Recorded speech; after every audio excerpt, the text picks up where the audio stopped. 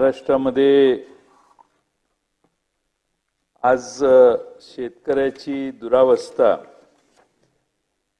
राज्यातल्या नापिकी, दुष्काळ, टंचाई, आत्महत्या, शेतकऱ्यांच्या हमीभाव न मिळणं, खताची प्रचंड झालेली वाढ, शेतकऱ्यांचं दुप्पट उत्पन्न करण्याची घोषणाच राहिली। बऱ्याच शेतकऱ्यांना गतवर्षीची दुष्काळाची आणि पाऊस पडलेले झालेली अतिवृष्टीची मदत मिळाली नाही। विमा योजना कंपन्यांनी त्याचा बोजवारा उडवला। टँकरच्या माफियांची लुटालूट नागरिक हवालदिल। हर घर नल का जल योजनेद्वारे कोट्यावधी रुपये खर्चूनही त्याचा काही उपयोग झाला नाही।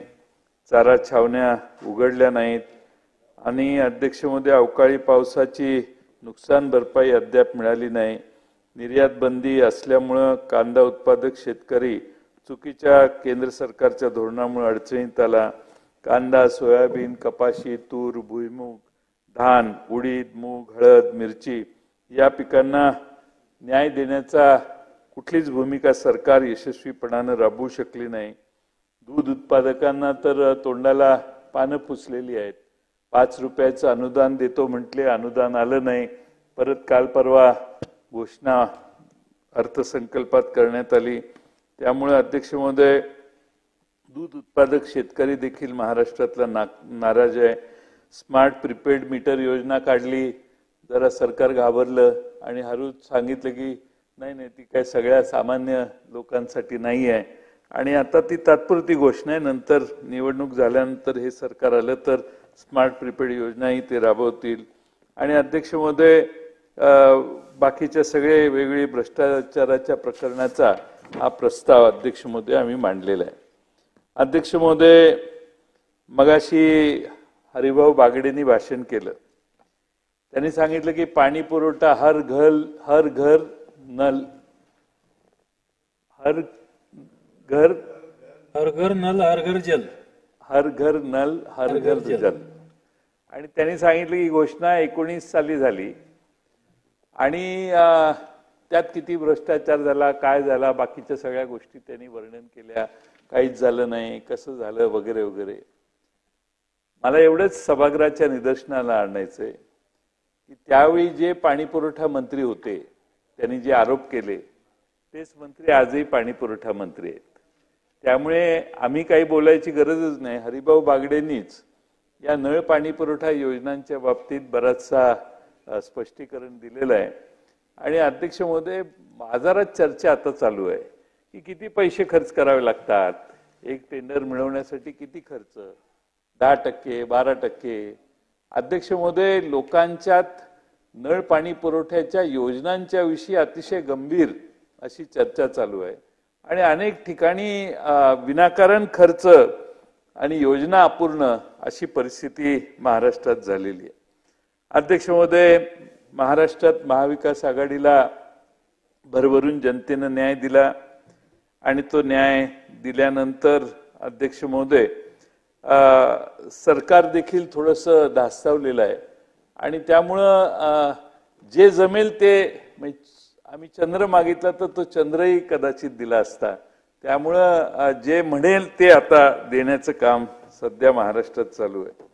अध्यक्ष महोदय, खरं म्हणजे एक नरेटिव्ह म्हणून एक नवा शब्द महाराष्ट्रात झालाय की समोरचे विरोधक फॉल्स नरेटिव्ह महाराष्ट्रात चालू करतायत आणि हे false narrative, fake narrative set करण्याचं काम झालेलं आहे असं समोरच्या बाजूनं प्रमुख नेते भाषणात सांगतायत।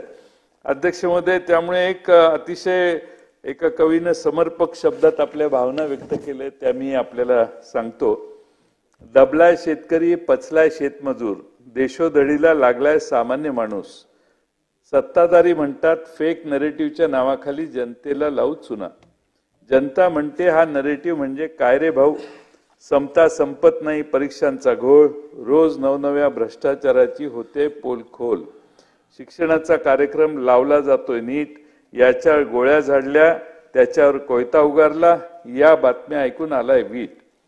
फेक नरेटिव्हच्या नावाखाली हे म्हणतात जनतेला चुना लावू. जनता म्हणते हा नरेटिव्ह म्हणजे काय रे भाऊ. कधी निर्यात बंदीने कांदा रडवतोय, कधी नापिकी, कधी दुष्काळ म्हणत शेतकरी ऊर बडवतोय. सत्ताधारी म्हणतात फेक नरेटिव्हच्या नावाखाली जनतेला लावू चुना. जनता म्हणते हा नरेटिव्ह म्हणजे काय रे भाऊ. कधी हा प्रकल्प, कधी तो प्रकल्प गुजरातला वळवला. तरुणांचा रोजगार तुम्ही पळवला. सत्ताधारी म्हणतात फेक नरेटिव्हच्या नावाखाली लावू चुना. सरकार मोजते आता शेवटच्या घटका. लोकसभेत दिला, आता विधानसभेत देऊ फटका. आता फेक नरेटिव्हच्या नावाखाली नका आम्हाला लावू चुना. नरेटिव्हचा सगळा खेळ कळतोय रे भाऊ. आम्ही सारे महाविकास आघाडी सोबतच राहू. ही खरी महाराष्ट्रातली अध्यक्ष महोदय परिस्थिती आहे. अध्यक्ष महोदय, तुम्ही नरेटिव्ह म्हणून तुमच्याच स्वतःच्या चुकांवर पांघरून घालू शकत नाही. शेतकऱ्याला तुम्ही योग्य भाव दिला नाही, शेतमजुराला योग्य न्याय दिला नाही, दुधाला तर भाव देण्याचा विषयच तुम्ही कधी केला नाही. कांद्याची निर्यात बंदी देखील तुम्हीच आणली. त्याचबरोबर महाराष्ट्रातले प्रकल्प शेजारच्या राज्यात गेले, तुम्ही काहीच केलं नाही. इथल्या शेतकऱ्यांच्या, इथल्या मराठी माणसांच्या विरोधात तुम्ही गोष्टी केल्या, म्हणून महाराष्ट्रातल्या जनतेने तुम्हाला हा पराभव दाखवला. अध्यक्ष महोदय, एक चिंताग्रस्त अशी आकडेवारी तुमच्या समोर मी मांडतोय. आपण एकीकडे राज्याचा फार वेगाने विकास होतोय असं दाखवतोय, पण ग्रामीण भागात शेतकऱ्यांची अवस्था फार बिकट आहे. काही महिन्यामध्ये राज्यात मोठ्या प्रमाणात शेतकऱ्यांची आत्महत्या केल्याची माहिती समोर आली. जानेवारी 23 ते एप्रिल 24 या 16 महिन्याच्या कालावधीत शेतकरी आत्महत्येची आकडेवारी चिंताजनक आहे. या 16 महिन्यात तब्बल 3900 शेतकऱ्यांनी आत्महत्या केलेल्या आहे. जानेवारी ते एप्रिल 24 मध्ये 4 महिन्यात राज्यात 838 शेतकऱ्यांनी आत्महत्या केल्या. सर्वाधिक आत्महत्या 235 या जानेवारी महिन्यात झालेत. फेब्रुवारी 208, मार्च मध्ये 215, एप्रिल मध्ये 180 आत्महत्या झाल्याची नोंद आहे.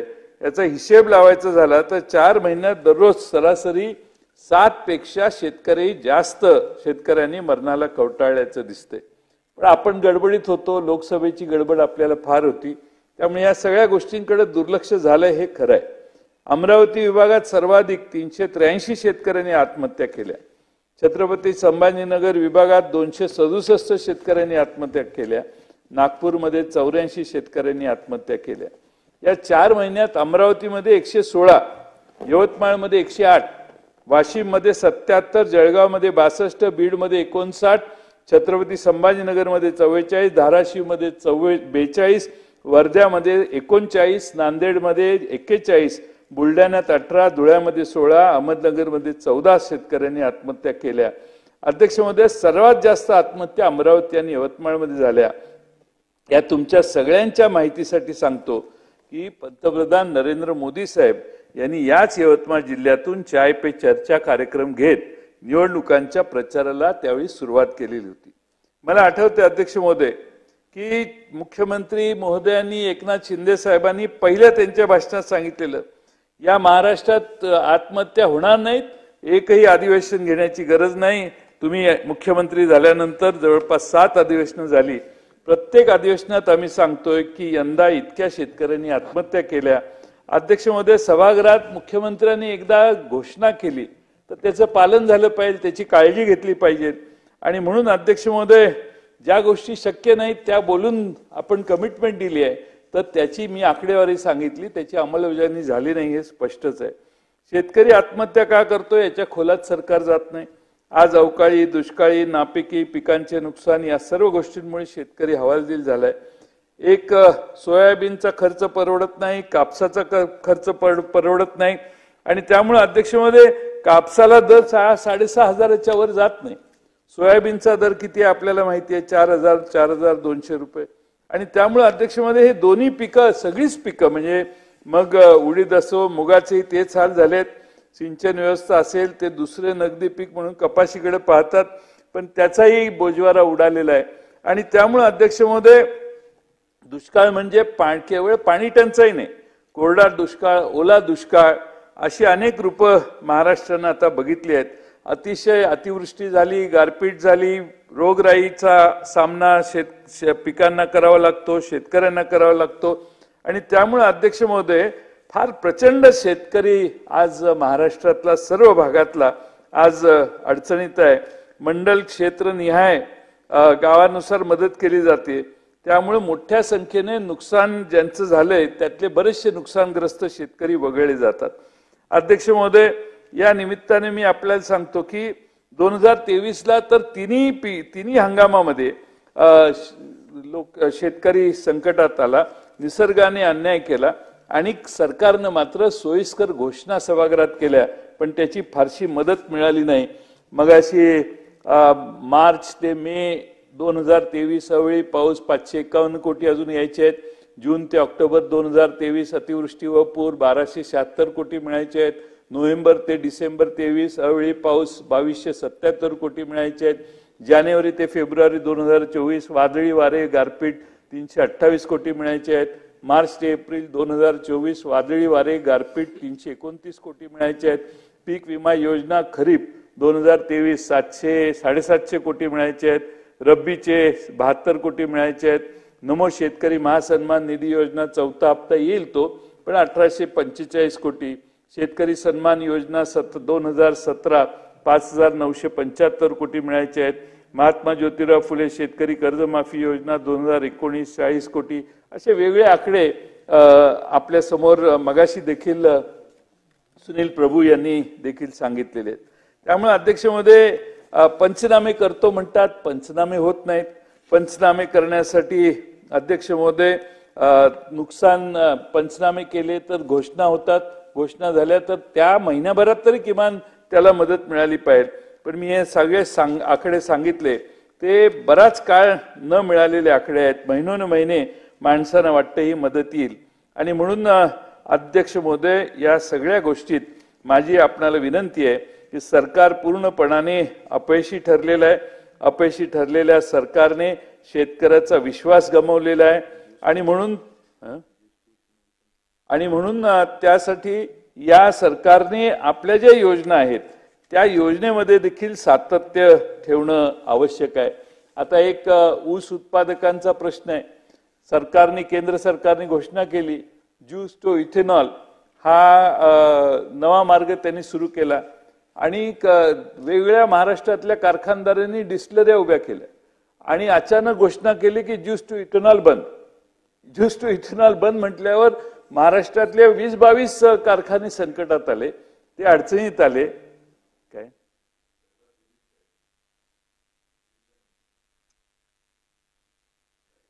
आणि म्हणून अध्यक्ष महोदय, हे जे सगळे साखर कारखानदार आहेत ते सगळे अडचणीत आहेत. मी तुमच्या सरकारचं अभिनंदन करेन. आत्ताच एक बातमी आमच्याकडे आलेली आहे की आपण महाराष्ट्रात तुमचं सरकार स्थिर राहण्यासाठी जवळपास फार नाही पण 1900 कोटी रुपये हे NCDC कडून राज्य सरकारकडे कर्ज घेतलं आणि महाराष्ट्रातल्या जवळपास 13 कारखान्यांना आपण ते वाटायचं ठरलेलं आहे. हे सगळे कोण आहेत कारखानदार? हे कारखानदार म्हणजे लोकनेते सुंदरराव सोळंके सहकारी साखर कारखाना, संत दामाजी सहकारी साखर कारखाना, वृद्धेश्वर सहकारी साखर कारखाना, लोकनेते मारुतराव घुले सहकारी साखर कारखाना, Kisan Veer Satara cooperative sugar factory, Kisan Veer खांडाला, असे सगळे आपले सध्या जे तुमचं लोकसभेत ज्यांनी सेवा केलेली आहे त्या सगळ्यांना त्यांचा उपकार फेडण्याचं काम आपण चांगल्या पद्धतीने केलेलं आहे. आमची काय त्याच्याबद्दल म्हणणं नाही, कारण कारखान्याच्या नाही हे सगळे संकटात असणारे कारखाने. मी अभिनंदन केलं ना, मी विरोध कुठे केला? मी तुमचं अभिनंदन केलं की ह्या कारखान्यांना 13 कारखान्यांना तुम्ही मदत केली, पण आमच्या अशोक पवारांचा कारखाना ह्यात घेतला असता तर ह्याला अधिक चांगलं स्वरूप निर्माण झालं असतं. तुम्ही कुणावर अन्याय करणारे मंत्री नाही आणि त्यामुळं यांची जेवायची वेळ साहेब 9 वाजताची. त्यामुळे अशोक पवारांचा कारखाना हा करायला काहीच हरकत नव्हती, पण ते नाव राहून गेलं. 2-3 असे कारखाने आहेत की ज्यांना नाही ज्यांना हातात कमळ घेता आला नाही, ज्यांना हातात संपूया आता बसून बोलू, अशा सर्वांना आपण म्हणजे इन्क्लुझिव्ह डेव्हलपमेंट कशी असते ती सर्वांना बरोबर घेऊन घ्यायची असते. ठीक आहे, पण सरकारने घेतलेला निर्णय जो आहे त्याच्यात हे कारखाने वाचतील, हे सगळे कारखाने अडचणीत आलेले, संकटात आलेले कारखाने आहेत, यांनी कारखाने सरळ चालवले नसतील, काही संकट असतील त्यांची, आणि त्यांना तुम्ही मदतीला धावून आला आणि 2-1 हजार कोटी रुपये हे आज तुम्ही त्यांना वाटप करताय, याबद्दल आपलं किती अभिनंदन करावं तेवढं थोडं आहे. मी याला विरोध करत नाही. मनातून तुमच्या जी चांगली भावना तुमच्या मनात या क्षणी मला तुमच्या चेहऱ्यावर दिसते आहे, तीच भावना तुमच्या मनात असेल अशी अपेक्षा मी या निमित्तानं करतो. पण अध्यक्ष महोदय, विनोदाचा भाग जाऊ दे, पण महाराष्ट्रामध्ये शेतकरी संकटात आलेला आहे आणि या अडकलेल्या संकटात असलेल्या शेतकऱ्यांनी, तुम्ही आता तुमचे वर दिल्लीत संबंध चांगले आहेत असतील, मला खात्री आहे, तुमचे तर पूर्वीपासूनच चांगले होते, त्यामुळे जुनी ओळख तुमची आहे, त्यामुळे तुम्ही ज्यूस टू इथेनॉल हा प्रश्न सोडून द्या. हा फार महत्वाचा प्रश्न आहे. आणि बाकीचे हे पहिले 1, 2, 3 ह्यांना काही जमणार नाही. पण तुम्ही कानात जाऊन जर बोलला, संपत झालं मी साहेब, हे जर कानात जाऊन बोलले, तिकडे बघू नका इकडे बघू नका, तिकडे बघितलं का अजून वाढतंय, तिकडे बघितलं की कळतं, वाढतंय, तिकडे बघितलं की कळतं सरकारला कळतंय किंवा नाही, तिकडे बघितल्यावर कळत नाही, सरकारच्या कानात जात.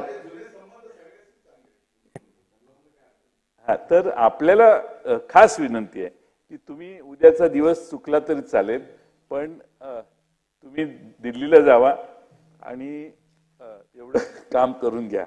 म्हणजे महाराष्ट्र किती 22 कारखाने, 22-23 कारखान्यांना, आणि तो जुना निर्णय आहे. धोरण एकदा ठरलं की सरकारने धोरण बदल हा मोठा प्रॉब्लेम आहे. आणि एकदा आपण महाराष्ट्रात आणि देशात मोदी साहेबांनाही आपण हे तुमच्या मार्फत सांगा की एक पॉलिसी ठरली की बाबा शेतकऱ्यांना कशी निर्यात आणि आयातीला काहीच अडवायचं नाही, तसं असेल तर मग जगातून सगळ्या गोष्टी इथे येतील. पण कांद्यासारख्या निर्यातीच्या बाबतीतला निर्णय, निर्यात बंदी करणं, शेतकऱ्याला, भारतातल्या शेतकऱ्याला जेवढे पैसे मिळता येईल तेवढे मिळायला पाहिजेत. आणि मनमोहन सिंगांच्या सरकारने 2004 ते 14 ही पॉलिसी टिकवली की शेतकऱ्यांना जेवढे ग्रामीण भागात पैसे जातील तेवढी आपली इकॉनॉमी बळकट होईल. आणि म्हणून माझी मुद्दामून ही विनंती आहे, स्मार्ट प्रीपेड मीटर योजना आहे, आपल्याला 84,000 कोटी रुपये वीज मंडळाचे थकलेले आहेत. आपल्याला माहिती आहे की नाही माहित नाही मंत्री महोदय, पण 84,000 कोटी रुपये थकलेले आहेत. त्यातले 30,000 कोटी मुद्दल व्याजच आहे. त्यामुळे ते व्याज, दंडव्याज माफ केलं तरी 54,000 कोटी रुपये हे वीज मंडळाचे मिळायचे आहेत. आणि त्यामुळं वीज मंडळ संकटात यायला लागलेलं आहे. वीज मंडळातले अधिकारी आपल्या नोकऱ्या राहतील का जातील, पगार होईल का नाही, ह्या संकटात आहेत. त्यामुळे त्याकडेही आपण लक्ष द्यावं. चंद्रपूरच्या महाऔष्णिक वीज केंद्रात निविदा प्रक्रिया, साहित्य खरेदीत झालेला भ्रष्टाचार आहे, आदिवासींच्या बाबतीतलं ते काही मुद्दे आहेत, आणि रुग्णवाहिका खरेदीमध्ये फारच घोटाळा झालेला आहे. तुम्ही त्याचा तपास घ्या. तुम्ही विरोधी पक्ष नेते होता, त्यामुळे तुमची तपासाची बुद्धी जागरूक असेल असा विश्वासानं मी हे सगळं बोलतोय. सरकारमध्ये तुम्ही बसलेला असला तरी ह्या रुग्णवाहिका खरेदीमध्ये झालेला घोटाळा जो आहे तो जरा मोठा आहे, जरा साईज जास्त मोठी आहे. तुम्ही याची चौकशी करा आणि मला माहिती 2 दिवसात द्या, म्हणजे विधानसभेत त्या बाबतीत बोलता येईल आम्हाला. अध्यक्ष महोदय, राज्य उत्पादन शुल्क, बाकीच्या सगळ्या भ्रष्टाचाराचा आम्ही या ठिकाणी उल्लेख केलेला आहे. मी जास्त वेळ घेत नाही, पण सातारा जिल्ह्यात झाडानी तालुका महाबळेश्वर गावात उच्च पदस्थ शासकीय अधिकाऱ्यांसह 13 जणांनी 640 एकर जमिनी खरेदी केलेला गैरव्यवहार, याकडेही सरकारने लक्ष देणं आवश्यक आहे. या सगळ्यांच्या मध्ये आपण अध्यक्ष महोदय या ठिकाणी आणखीन एक महत्त्वाचा मुद्दा सांगतो, याची चौकशी सरकारने करावी. सातारा जिल्ह्यात खटाव तहसीलदार यांनी mega engineering and infrastructure limited Hyderabad या कंपनीला अवैध गौण खनिज उत्पन्न केल्याबद्दल 105 कोटी रुपयाचा दंड ठोठावला होता. प्रांतांनी पण तो दंड कायम ठेवला होता. परंतु तत्कालीन सातारा जिल्हाधिकारी यांनी 105 कोटीचा हा दंड सरसकट माफ केला. अध्यक्ष महोदय, या संदर्भात नमूद करण्यात येतं की दंड माफ करताना जिल्हाधिकारी सातारा यांनी शासनाच्या सर्व नियमांना पायदळी तुडवून हा दंड माफ केला आहे. या संदर्भात एक आसबे म्हणून अरुण आसबे नामक कार्यकर्ते यांनी विभागीय आयुक्तांकडे तक्रार दाखल केलेली आहे. या तक्रारीवर विभागीय आयुक्तांनी कोणती कारवाई केलेली नाही. त्यामुळे ते आज 1 जुलै पासून विभागीय आयुक्त कार्यालयासमोर उपोषणाला बसले आहेत. माझी आपल्या माध्यमातून शासनाला विनंती आहे, या संपूर्ण प्रकरणाची सखोल चौकशी तात्काळ करून मेगा इंजिनिअरिंग या कंपनीकडून दंड वसूल करावा आणि ज्या कलेक्टरने आणि ज्या अधिकाऱ्यांनी या केलेला दंड रद्द केला त्या अधिकाऱ्यांच्यावर कडक कारवाई करावी. 105 कोटीचा भ्रष्टाचार झालेला आहे आणि त्यामुळं आपण अध्यक्ष महोदय या ठिकाणी मला बराच वेळ दिला. आपण या सरकारच्या समोर जे विषय आहेत त्यात सरकारला अपयश आलेलं आहे आणि सरकार या अपयशाने खडबडून जागा झालेलं आहे. जनतेनं कौल दिलेला आहे आणि म्हणून आता वारेमाप आश्वासनाची एक मोठी हे अतिवृष्टी चालू आहे महाराष्ट्रात आणि ह्या अतिवृष्टीनंतर महाराष्ट्राच्या विधानसभेत जनता मतदान करणार आहे. ही अतिवृष्टी शेवटच्या 2 महिन्यासाठी आहे हेही जनतेला माहिती आहे आणि त्यामुळं लोकसभा निवडणुका कशा झाल्या मी आपल्याला माहिती आहे. पूर आला, महापूर, पैशाचा महापूर आला महाराष्ट्रामध्ये. महाराष्ट्रात एवढा महापूर कधी पैशाचा लोकसभेच्या निवडणुकीत पाहिला नव्हता. त्यामुळे प्रचंड महापूर आला तरीही जे जनतेनं निकाल दिला तो निकाल हा अतिशय महाराष्ट्राच्या जनतेचा स्वाभिमान जागवणार आहे. त्याबद्दल महाराष्ट्राच्या जनतेचे आभार मानतो. यातून सरकारने शिकावं आणि खऱ्या घोषणा कराव्यात, खोट्या घोषणा करू नये, तेवढीच आमची सरकारला विनंती आहे. सभागृहाची बैठक आता स्थगित होत आहे.